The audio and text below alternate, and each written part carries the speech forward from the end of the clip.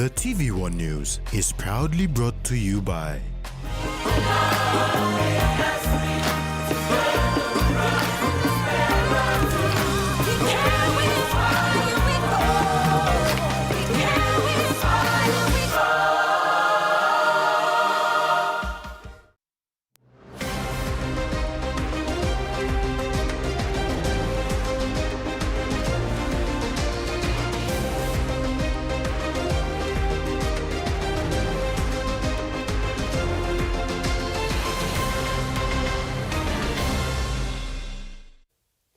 Hello, I'm Rex Litter with Sunday's News.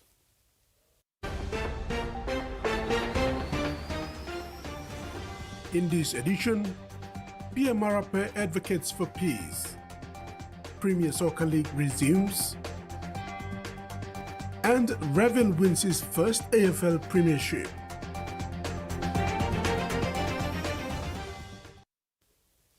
In his address to the United Nations General Assembly, Prime Minister James Marape reiterated the message of peace as the world is faced with various conflicts. He presented the Bougainville conflict as an example of how peace can be reached through dialogue and consensus. Prime Minister James Marape has delivered a powerful address to the 80th United Nations General Assembly, celebrating PNG's 50 years of independence and UN membership, while urging the world to embrace peace and take urgent action on climate change.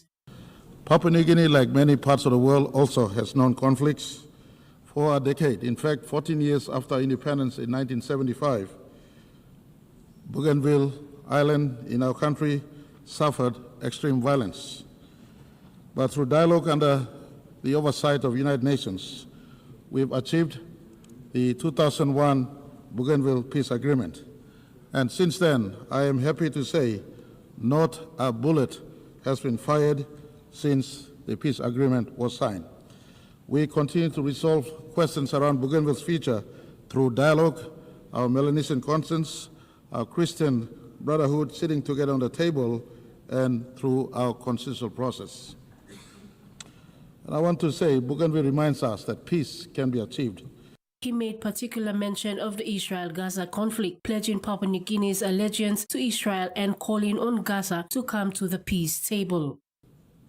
This morning I was pleased to hear Israel Prime Minister saying for the first time, or in fact he's been saying when re-emphasis again this morning, that Hamas, if you let go those who you capture, they could stop the war right now and then. And for Papua New Guinea as a friend of Israel, I want to say we will stand on Israel's word and ask them to come to the peace table if Hamas, you come out and stop the current war that is going on. Give peace a go. The Prime Minister also reminded other nations in conflict that peace can be reached, and PNG stands as a testimony to this process. And I want to ask, give peace a go, sit at a table of peace. That could be something that the world can learn from Papua New Guinea. After 10 years of civil conflict, we decided under UN supervision that we will give peace a go. 24 years on, no bullet has been fired. We're working through the process. And I want to thank the Secretary General. We were honored. Very recently, he did visit us. Susan Oriape, TVWAN News. Prime Minister James Marape has praised United Nations Secretary General Antonio Guterres for his support towards Papua New Guinea's ongoing advocacy for climate justice, sustainable forestry, and ocean conservation. Marape met with Secretary General Guterres in New York following the UN General Assembly, where the UN chief reaffirmed his commitment to stand with Papua New Guinea and other climate-vulnerable nations in pushing for meaningful global action. The Secretary General has given PNG his full support in ensuring that Papua New Guinea's voice is heard. Prime Minister James Marape says the UN boss reaffirmed that PNG's advocacy for forestry and ocean resources will be supported at the highest level and that bigger polluting nations must contribute to assist in conserving these critical resources. He praised our leadership on climate change, on biodiversity, preservation of natural environment, and of course our diversity of people living together as one people, one nation, one country, despite the 1,000 tribes and 840 or 50 languages we have. And he also praised us for the maintenance of peace in PNG through the Bougainville peace model. And he also, the same breath, reminded us that much work remains in PNG, including fighting corruption, including giving development to all parts of my country. And I want to assure him at this August Hall that we are working. PNG is a work in progress. We committed to leaving no citizens behind. We committed to transforming our country. We committed to growing our economy to a scale where we can be able to look after each citizen of our country. The Prime Minister highlighted Papua New Guinea's unique role in combating climate change as both forest and ocean nation. He said while its carbon footprint is small, the country's forest and ocean act as vital carbon sinks that benefit the whole world. The Prime Minister further highlighted the urgent need for adaptation strategies to address sea level rise, extreme weather events, and shifting global climate patterns which continue to threaten PNG's island communities. He said Secretary General Guterres not only recognized these realities but assured him of his full support for Papua New Guinea's advocacy. Freddie Mohu, TVWAN News. The East New Britain Provincial Government continues its ongoing commitment to enhancing educational services throughout the province. This week, to support school logistics, East New Britain Governor Michael Marum donated 2 trucks to George Brown High School in Gazelle District and Raluana Primary School in Kokopo, each truck valued at 165,000 kina. The principal of George Brown High School and the head teacher of Raluana Primary School expressed their gratitude on behalf of their respective school communities. They described the new trucks as the best independence gift that will significantly enhance learning and school activities.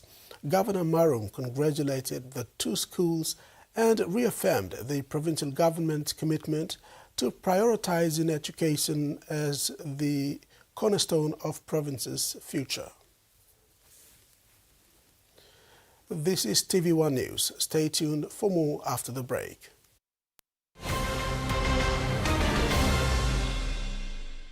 For too long, banking has felt out of reach for many. But now, BSP's One-Took Wallet is here to change that. Send and receive money, pay bills, and top up. It's your money, wherever, whenever. Because at BSP, we are committed to improving how our customers connect to our One-Talks, to our family, to the ones we love. BSP's One-Took Wallet. Money made easy. Dial *131# for everyone. Magic Golden Ticket Promotion e-come back. Now by Pinis long 30th November 2025. Tiny Magic Golden Ticket long you, long winning share long 500,000 kina inside long packet Magic Chicken or beef noodles. All prizes start 50,000 kina, 20,000 kina, 1,000 kina, na 500 kina. Open packet long Magic Noodles na Tiny Golden Ticket long come up winner. No can wait. Buy Magic Noodles now. We've been traveling along this road together for over 50 years. Ella Motors acknowledges the visionaries and hard work that have been the driving strength to continued nation building. We live, prosper, sustainably grow with the community, whilst developing quality mobility chains, aspiring to be your first choice on every occasion. Ella Motors, celebrating with Papua New Guinea throughout our independence golden jubilee.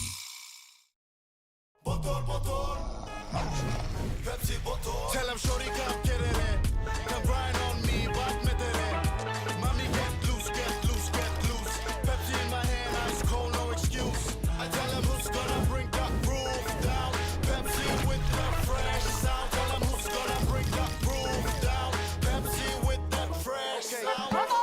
Pepsi, give me some Pepsi bottle. Pepsi, you like it? Pepsi, you like it? Pepsi bottle. Start your day by doing the 1, 2, 3 with Colgate. Wake up. Brush your teeth.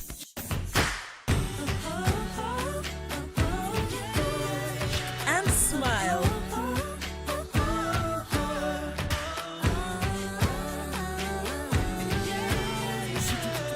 Smile throughout your day with Colgate.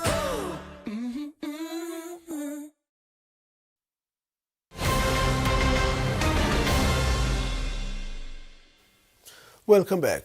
Home State, a Thai-owned company known for distributing long-grained jasmine rice, is now venturing into coffee industry. The Home State Coffee Factory, located at Tanam near Najab, was officially opened on Thursday, September 23rd by Home State Chairman Paibun Wetwatana and Minister for Coffee William Bando. Home State Director and Chairman of Kumul Consolidated Holdings, Moses Maladina, said the state-of-the-art facility, valued at over 100 million kina, will process, cup and export coffee to the world. But this is the only beginning. They are also growing their own coffee and are working closely with smallholders and large blockholder farmers. The factory will also serve as a training hub for both coffee and rice farming. To news overseas, dead marine life washed ashore during South Australia's algal bloom is being recycled into commercial compost. The state government estimates 500 tons of marine waste has been cleared from beaches since the bloom hit in March. Anthony and Kayleen Obst love their community garden and know how to make their tomatoes extra sweet. Now put some fertiliser. The Obsts are using locally processed compost. In South Australia, that includes organic material collected from the familiar green bin. And, as of March this year, the dead sea life that's been washing up along the coast. It's all about making the best of a bad situation. Ian Tanner coordinates the beach cleanups.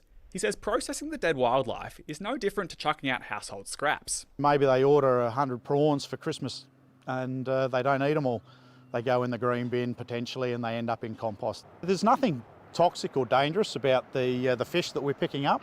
Typical green waste, like garden clippings and leftovers, still makes up most of what gets into sites like this. But the 500 or so tonnes of marine waste cleaned up since March does make up a fraction of the processed soil. Material that's been collected earlier this year would be in finished compost products. Most of it ends up in farming, but a lot of it ends up back into home gardens or community gardens as well. Beachside community gardener Colin Agard sees it as a win-win. Takes away all the smelly refuse from the beach. It's all composted and comes back to be available for garden nutrients. He's been putting the nutrient-rich compost on at the Kamunka Community Garden at North Brighton. So it's a great resource, although it's a very sad way of getting it. The local council shares a similar sentiment. It's embraced the organic processing, even donating the compost to the community garden. But there's still a desire for a broader solution to the algal crisis. It would be great if we could go towards the summer having a clean beach where everyone could get back in there and really enjoy our beach community. A wish for beachgoers as the response to the bloom grows. One of the more tedious farming jobs is moving cows to and from the dairy. But a New Zealand company says its cow collars can help alleviate the worrisome task. Dairying is relentless, with farmers moving cows and electric fences several times a day, 7 days a week. A New Zealand company says it can relieve them of these tedious jobs with its virtual fencing technology. Holter's Charlie Baker claims it's the biggest breakthrough in the industry in decades. Holter saves the average farm like 20 to 40 hours a week because they're not having to put up fences. We help lift productivity, but with less work. So there's that double benefit of lifting your revenue and working less to get it. But yeah, that there is our collar that we're working with today. Harrow on top, which faces the nose of the cow. Under each side we've got the speakers, that's where the noise comes, the primary cue, and then the solar panels on top. The app-based system utilises a solar-powered GPS-enabled cow collar and a transmission tower. An invisible or virtual fence is set by the farmer, who draws a boundary on their smart device. They can change the boundary multiple times a day, or they can set a timer to open and close virtual gates.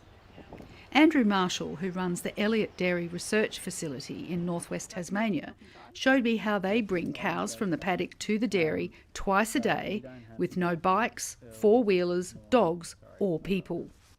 So I just go onto the iPad here and I click on their paddock and I call them out of their gate, select the gate and call them to the dairy, and then they'll come in. And how do they know that you've done something there? So they'll get a cue to their collar, and then their collar will vibrate and tell them it's time to move. And we can just meet them here. Right. They'll be ready and waiting for us. How do they know which direction? So it'll beep if they're going in the right direction. It won't beep if they're going in the wrong direction. These cows will come in by themselves. We don't have to go and get them. You are watching TVWAN News. Sports is next. Stay tuned.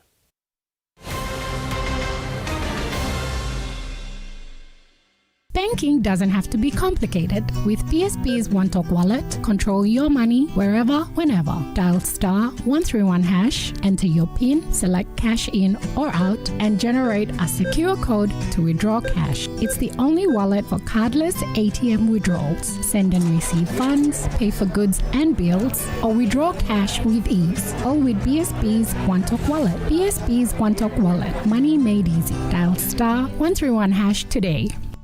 Magic Golden Ticket Promotion come back. Na by Pinis long 30th November 2025. Tiny Magic Golden Ticket belong you, long winning share belong 500,000 kina inside long packet magic chicken or beef noodles. All prizes start 50,000 kina, 20,000 kina, 1,000 kina, na 500 kina. Open packet belong magic noodles na Tiny Golden Ticket long come up winner. No can wait. Buy magic noodles now. For Simon, life is simple. Dreams seem distant, yet hope remains.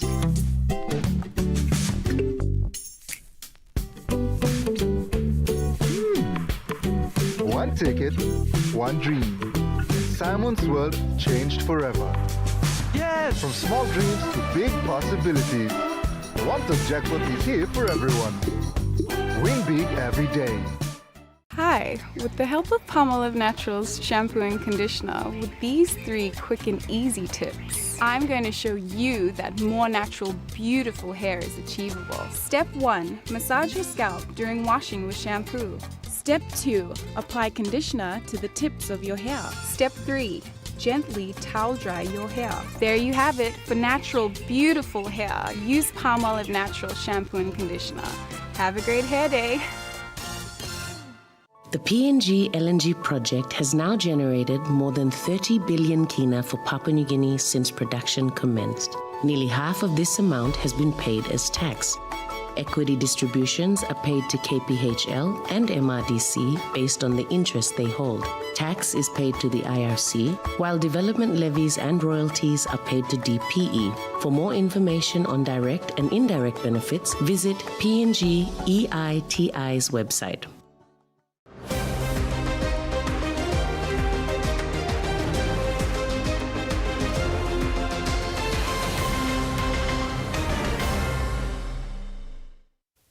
Thanks for staying with us. In sports, after a month break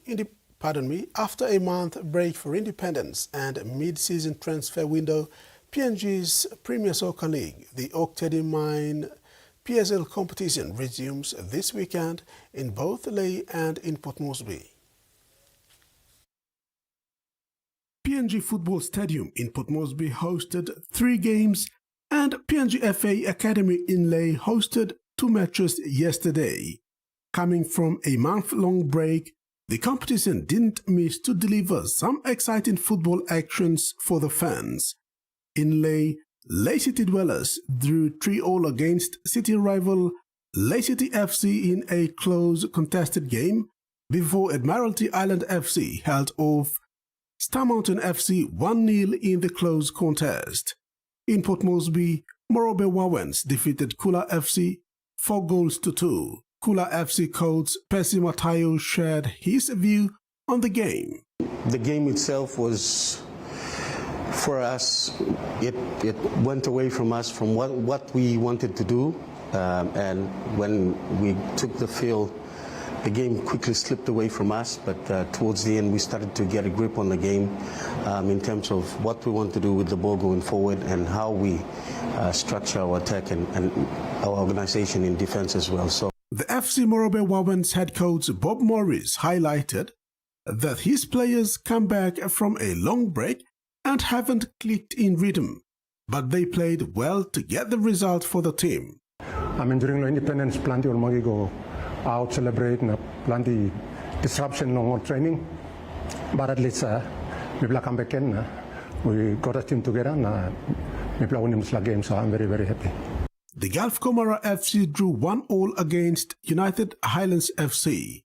The United Highlands FC put up one of their best performances to draw against the top team in the competition.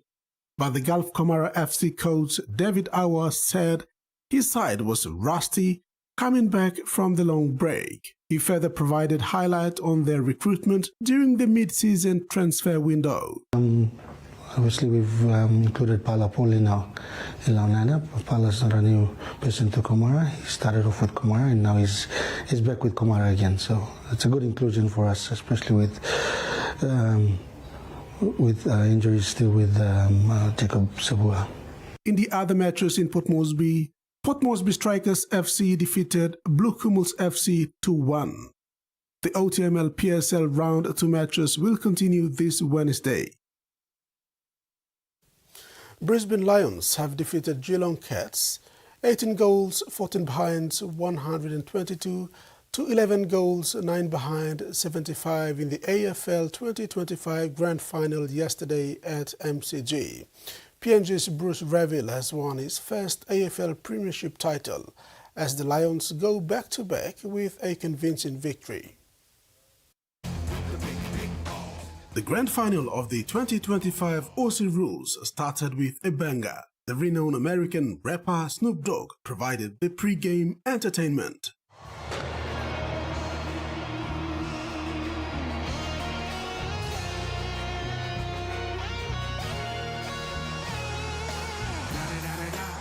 It's the one and only Digo Double G. Da-da-da-da-da. You know I'm mobbing with the D-R-E. AFL 25, make some noise!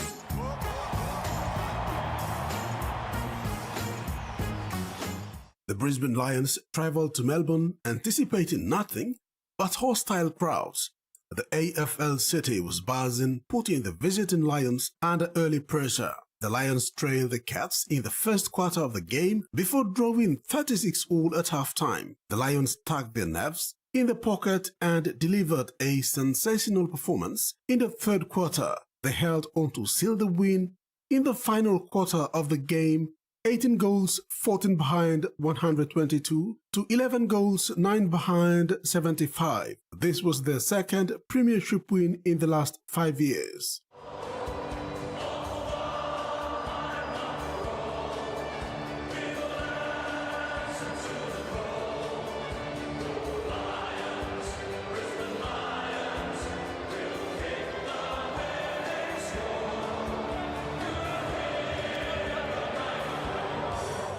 The PNG's very own Bruce Reville started in the first quarter and didn't find out of place in the big dance. He played his best football and helped his side to victory and retaining the premiership title. Bruce has become second PNG player to play in the Aussie Rule Grand Final and won the premiership. The first Papua New Guinean was Mal Michael. He won 3 titles, also with Brisbane Lions. Bruce was born in Port Moresby. He moved to Australia when his family migrated to Cairns, Queensland when he was 7 years old. There, he started playing Australian Football League. FIFA Under-20 World Cup kicks off in Chile, and Oceania's brightest young stars are set to step onto the global stage from September 27th to October 19th, 2025. New Zealand and New Caledonia are representing Oceania at the 2025 FIFA Under-20 World Cup. This is the 24th edition of the FIFA Under-20 World Cup, the international men's youth football championship contested by the Under-20 national teams of the member associations of FIFA. Joining New Zealand as Oceania's representatives is New Caledonia, which qualified after reaching the final of the ESOFC Under-19 Championship, where they lost 4-0 to New Zealand. This marks their first ever FIFA Under-20 World Cup appearance, having qualified for the FIFA Under-17 World Cup 3 times. New Caledonia will battle through Group E, beginning against the USA before facing South Africa and tournament giants France. New Caledonia's determination is fueled by lessons from the 2023 FIFA Under-17 World Cup in Indonesia, where they endured heavy defeats against England, Brazil, and Iran. This time the squad is desperate to show they can compete on the world stage. In today's result, New Zealand lost their first match to Chile 2-1. Susan Oreape, TVWAN Sports. Now the weather forecast. Potential flooding warning issued by Papua New Guinea National Weather Service for Western, Gulf, Central, Oro, Milne Bay, East and West Sepik, Marape, West and East New Britain, New Ireland, Bougainville, Chimbu, Enga, Hela, Jiwaka, Western Highlands and Southern Highlands provinces. Potential heavy rains are expected over the Mansand areas in the next 12 to 24 hours, which can cause flash and riverine flooding. All residents of the Mansand communities are advised to take necessary precautions during the warning period.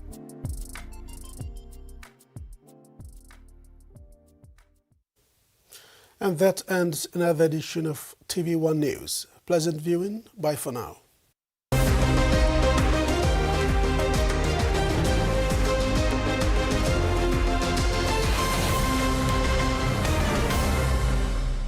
The TV1 News was proudly brought to you by